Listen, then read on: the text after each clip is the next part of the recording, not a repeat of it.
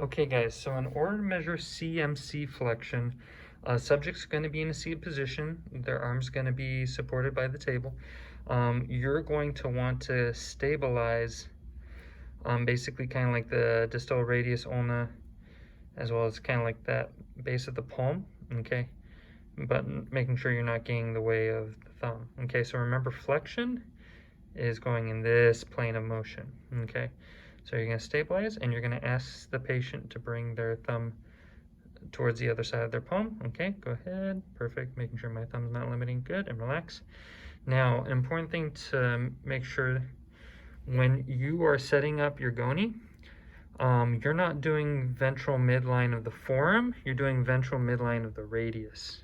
Okay, using kind of like the radial head up here, which isn't seen in the video, is kind of like your marker. Okay, and you'll notice in this resting position, he's not starting from 0.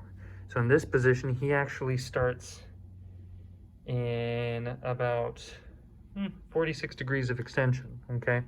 So your measurement is going to start from that 46-degree point, and it's going to move to the end range, which is typically about 15 degrees.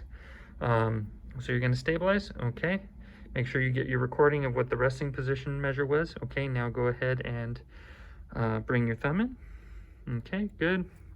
And then now we're going to use that same so your moving arm is going along the midline of the first metacarpal.